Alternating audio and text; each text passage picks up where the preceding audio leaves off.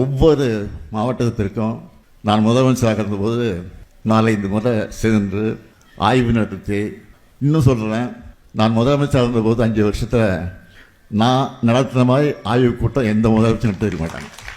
நான் பயணம் செஞ்ச மாதிரி எந்த முதலமைச்சரும் பயணம் செஞ்சிருக்க மாட்டாங்க. நான் கோட்டைக்கு போனது தான் அதிகமாக இருந்திருக்கின்றத எந்த முதலமைச்சரும் அதிகமாக இருந்திருக்க மாட்டாங்க. இன்னும் கூட சொல்ல, நீ முதலமைச்சர் தேடி பார்க்கணுன்னா இன்றைக்கி இருக்கக்கூடிய முதலமைச்சரை கேட்டுக்கொள்கிறேன், கோட்டையில் தான் கோப்புகள் எல்லாம் இருக்கிறது.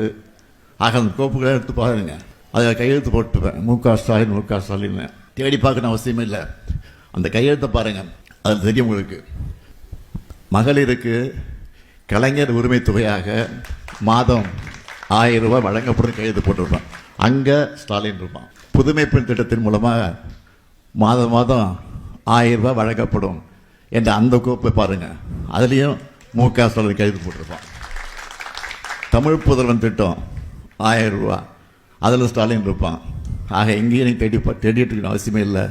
கோட்டையிலே இருக்கிறேன், நான் தான் ஆட்சியில் இருக்கிறேன். இன்னும் சொல்கிறேன், அண்ணா சொல்லியிருக்கிறார், ஒரு முறை சொன்னார், அண்ணா சொன்னார், தமிழ்நாட்டிற்கு தமிழ்நாடு என்ற பெயரை சூட்டியிருக்கிறேன், இதுபோது எனக்கு வாழ்க்கையில். ஆக நான் ஆட்சியில் இருந்தாலும் இல்லாவிட்டாலும் தமிழ்நாடு என்று பெயர் சொல்லுறதுக்கு என் பெயர் இருக்குன்னு சொல்லியிருக்கிறாரு. அது மாதிரி மகளிர் உரிமை திட்டம் இருக்கிற வரைக்கும் இந்த ஸ்டாலின் தான் முதலமைச்சர்.